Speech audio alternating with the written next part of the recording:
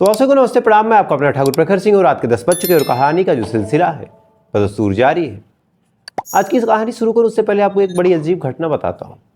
और वास्तव में इस घटना को जब आप सुनेंगे तो बड़े हैरान होंगे कि यार आज के टाइम में ऐसे जजमेंट और ऐसे कोर्ट के फैसले कैसे आ सकते हैं। फैसला गुजरात के हाई कोर्ट का है और गुजरात हाई कोर्ट ने अपने कमेंट में जो कुछ कहा, आने वाले टाइम में इस कमेंट से हर इंसान जूझेगा और ये कमेंट एक मील का पत्थर बनेगी। और ऐसा क्यों कह रहा हूँ आपको भी लास्ट तक बता ही दूंगा। दरअसल गुजरात हाई कोर्ट में एक मामला चल रहा था। मामले में एक पति और पत्नी का तलाक हुआ था। अब पति चाह रहा था कि घर की जो स्थिति है उस हिसाब से पत्नी को मैं कंपनसेशन दूं। पत्नी कुछ अलग डिमांड कर रही थी। इसी को लेके मामला हाई कोर्ट गया। हाई कोर्ट में पत्नी ने कहा कि मुझे इतने रुपए एज ए कंपनसेशन गुजारा भत्ता चाहिए। पति ने कहा कि माय लॉर्ड, मेरी जो माली हालत है और मेरी जो नौकरी है, मेरी जो कमाई है उस हिसाब से है नहीं जितना ये महिला मुझसे डिमांड कर रही है, तो फिर मैं कैसे दूं। अब हम में से जितने भी लोग होंगे वो यही मानेंगे कि भाई अगर अगले की कमाई उतनी नहीं है या फिर अगला नहीं कमा रहा तो फिर इतने पैसे वो कैसे देगा। जाहिर सी बात है। लेकिन हाईकोर्ट ने जो कुछ कहा वो बड़ा हैरान करने वाला था। हाईकोर्ट ने कहा कि आप चाहे कमाते हो या फिर नहीं कमाते हो, आपके पास नौकरी हो या फिर नहीं हो, आपके ऊपर चाहे जिसकी जिम्मेदारी हो सकता है आप 25,000 रुपये महीने कमाते हो और आपके माँ बाप की दवाओं में 50,000 रुपये महीने लग जाते हो या फिर 20,000 लग जाते हो। आपकी कोई बेटी या फिर आपका कोई बेटा है जिसको पढ़ाने के लिए आपको इतने पैसे लगते हो, आपकी खुद की दवाओं में इतने खर्चे हों, इन सब चीज़ों से कोर्ट को कोई मतलब नहीं है। आपको जितने रुपए तय किए गए हैं उतने रुपए आपको देने पड़ेंगे और ये हर इंसान के ऊपर लागू होता है, चूँकि CRPC की धारा 125 यही कहती है कि पति को अपनी पत्नी को गुजारा भत्ता देना ही पड़ेगा। यानी साफ शब्दों में अगर हम समझें तो किसी भी इंसान को अगर उसकी पत्नी से तलाक होता है, जो कुछ रकम तय हो गई या फिर नहीं भी तय हुई है तो तय होगी, चूँकि कोर्ट और कानून और CRPC ये कहता है कि पत्नी को पति द्वारा गुजारा भत्ता मिलना ही चाहिए। तो एक तरफ जहाँ हम इतनी इक्वलिटी की बात करते हैं, एक तरफ जहाँ हम इतनी चीज़ों की बात करते हैं, वहीं पे एक महिला को इस कदर दीनहीन बता दिया गया। एक पुरुष जिसकी माली हालत नहीं ठीक है, जो नहीं कमाता, हो सकता है उसके माँ बाप की तबीयत खराब रहती हो सकता है उसके ऊपर भाई बहन की कोई जिम्मेदारी हो, उन सब से अलग ताउम्र उसे अपनी पत्नी को एक तय अमाउंट, हो सकता है 10,000, हो सकता है 20,000, 25,000, 30,000, 40,000, उतने रुपए हर महीने देने पड़ेंगे किसी भी कीमत पे।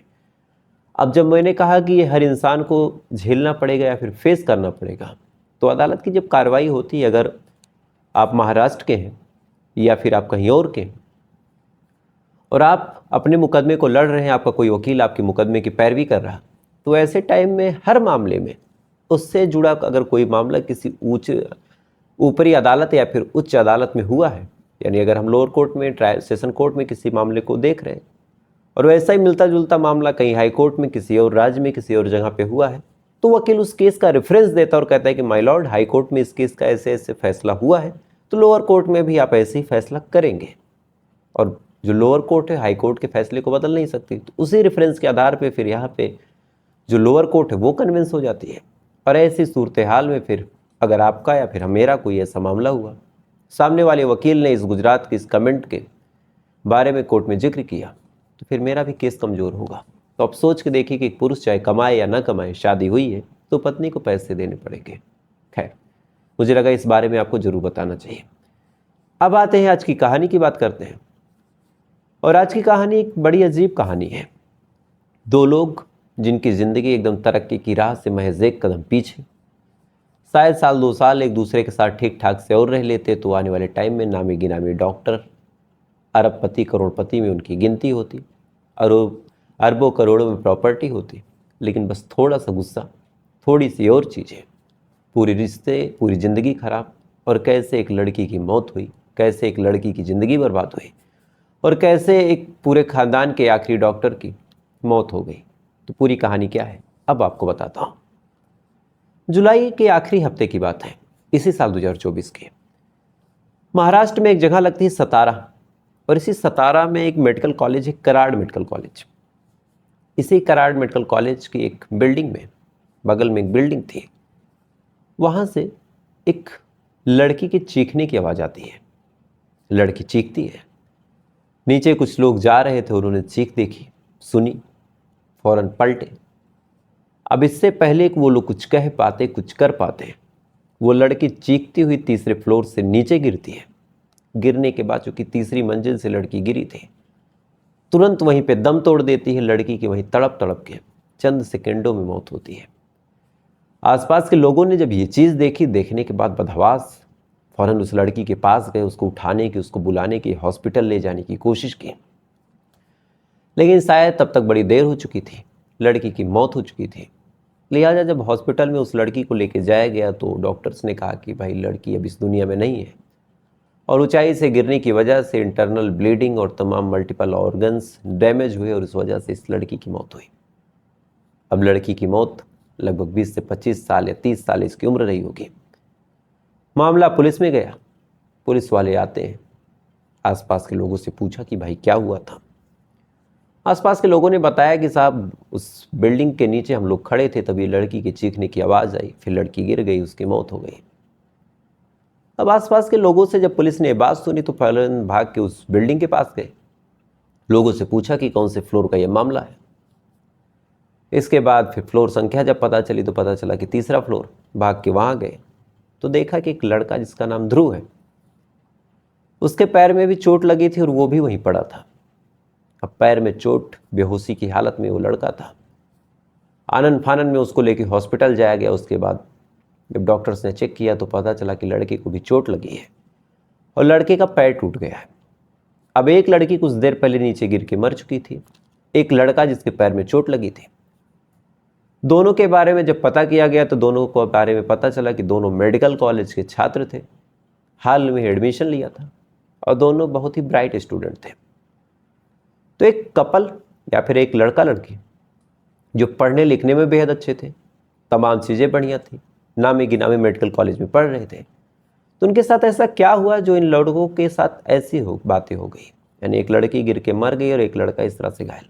क्या हुआ होगा, ये सवाल सबको परेशान कर रहा था। और दूसरी सबसे बड़ी बात कि आखिर ये दोनों हैं कहाँ के। तो जब पुलिस वालों ने पड़ताल की और जांचा कि भाई लड़की कौन है और लड़का कहाँ का है, तब जो पूरी कहानी निकल के सामने आई वो वास्तव में बड़ी हैरान करने वाली कहानी है। दरअसल लड़की बिहार की रहने वाली है। बिहार में जगह लगती है मुजफ्फरपुर, और लड़की का जो नाम है वो है आरुषि मिश्रा। उम्र लगभग 30 साल। थोड़ी सी आरुषि की अगर फैमिली के बारे में आप जानेंगे तब आपको मेरी बात से इत्तेफाक होगा। आरुषि मिश्रा बिहार के मुजफ्फरपुर की रहने वाली। इनके जो दादाजी हैं, यानी पिता के भी पिता, आरुषि मिश्रा के जो दादाजी हैं के मिश्रा, वो एमडी रह चुके हैं।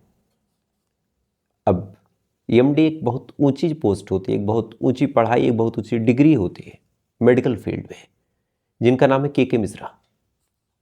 इनकी जो दादी हैं आरुषि मिश्रा की, रंजना मिश्रा, वो एक बेहद मशहूर गायनोकोलॉजिस्ट है।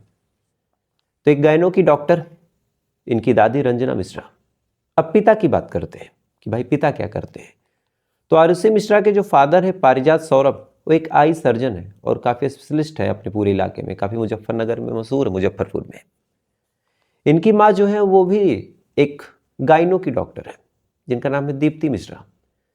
तो दादा एमडी, दादी भी गायनो की डॉक्टर और उसमें स्पेशलिस्ट है। पिता जो है वो आई स्पेशलिस्ट है, सर्जन है। जो माँ है वो भी गायनो की डॉक्टर है। बहन भी एक डॉक्टर है, चाचा चाची भी डॉक्टर है। यानी पूरे परिवार में 8 ऐसे डॉक्टर हैं जो पूरे इलाके में मशहूर हैं। ये लोग जहाँ जहाँ अपनी डिस्पेंसरी या फिर जहाँ जहाँ इनकी अपनी क्लिनिक है, उस पूरे इलाके में इनका एक थर नाज चलता है। लोग पूरे इलाके में कहते हैं कि अगर इस फील्ड में जानकारी लेनी हो तो आप इनके पास जाइए। किसी को गायनों की प्रॉब्लम हो तो दादी या फिर माँ के पास जाए, और अलग अलग आई की दिक्कत हो तो फिर पिता के पास जाए। यानी जिस भी फील्ड में ये लोग थे, इनका एक छत्र राज था। इसी घर में पैदा हुई थी आरुषि मिश्रा। आरुषि मिश्रा पढ़ने में शुरू से बेहद स्मार्ट, बेहद तेज तर्रार, देखने में भी काफ़ी खूबसूरत। 10th उसने बड़े अच्छे नंबर से पास किया। जब उसके बाद 11th आया तो उसने 11th को प्राइवेट कर दिया। प्राइवेट 11th की तैयारी करने लगी, कहीं प्राइवेटली उसने नाम लिखाया और चली जाती है दिल्ली। दिल्ली जाने के बाद आकाश कोचिंग जो है, काफ़ी नामी गिनामी कोचिंग है, वहीं से इस लड़की ने नीट की तैयारी शुरू कर दी। नीट की तैयारी करते करते फिर वहीं पे उसकी मुलाकात हरियाणा के रहने वाले एक लड़के ध्रुव से हुई।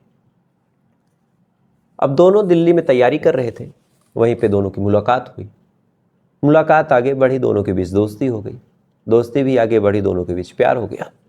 फिर दोनों साथ रह के एक दूसरे के साथ तैयारी करने लगे, एक दूसरे को सपोर्ट करने लगे, इस उम्मीद में कि दोनों एक दूसरे के साथ बाकी ज़िंदगी भी बिताएं, एक दूसरे के साथ अच्छी खासी पढ़ाई भी करें, पूरे इलाके में नाम करें। आरुषि के ऊपर एक अलग प्रेशर था कि मेरे फैमिली में 8 बड़े ही ब्रिलियंट डॉक्टर हैं, नामी गिनामी डॉक्टर हैं, तो 9वीं मैं बन जाऊँ। ध्रुव भी परिवार से जुड़ने के लिए कि इनके परिवार में इतने अच्छे अच्छे डॉक्टर हैं, तो मैं भी उस हिसाब से पढ़ाई करूँ कि मैं भी एक अच्छा डॉक्टर बनूँ। तो दोनों जी जान से तैयारी करते हैं, जी जान से मेहनत करते हैं। फाइनली इन्होंने नीट का एग्ज़ाम दिया और इनका एग्ज़ाम क्वालिफाई हो जाता है। इत्तेफाक देखिए कि दोनों की रैंक भी एक जैसी आती है और दोनों को कराड़ मेडिकल कॉलेज मिलता है। काउंसलिंग भी इन्होंने इस हिसाब से करवाई थी कि दोनों एक दूसरे के साथ रहें।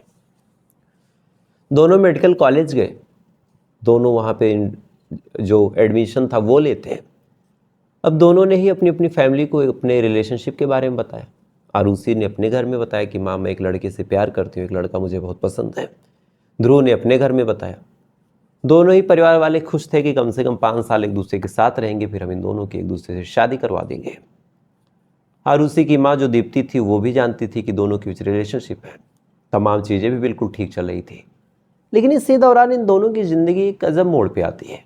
दरअसल जब मेडिकल कॉलेज में ये दोनों जाते हैं तो आए दिन अब नए नए लड़के नई नई लड़कियां एक दूसरे से बातचीत करते हैं, किसी के साथ डेट होता, किसी के साथ कुछ और होता। अक्सर सीनियर भी ऐसी चीज़ें करते हैं, रैगिंग के नाम पे अक्सर जूनियर से पूछते हैं कि भाई तुझे कोई लड़की पसंद है, जा उस लड़की को रोज़ दे, जा उस लड़की को प्रपोज कर, उससे उसका नंबर उसका नाम पूछ गया। ऐसे टास्क अक्सर सीनियर देते रहते हैं। जो भी बीटेक या फिर मेडिकल फील्ड में होगा वो जानता होगा। तो ऐसी सब चीज़ें आरुषि के साथ भी होने लगी। आरुषि बेहद खूबसूरत थी तो तमाम लड़कों की नज़र भी होती। कई लड़के इस दौरान उसके दोस्त भी बने, लेकिन ये सब चीज़ें ध्रुव को नहीं पसंद थी। ध्रुव को लगता था कि अगर ये मेरी गर्लफ्रेंड है तो मेरे अलावा किसी और से बात ना करे।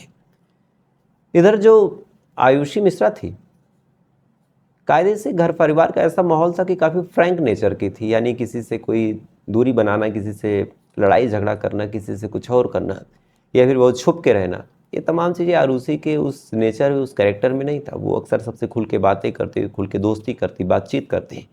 चूँकि पढ़ा लिखा परिवार था, सबसे मिलना जुलना लगा रहता था।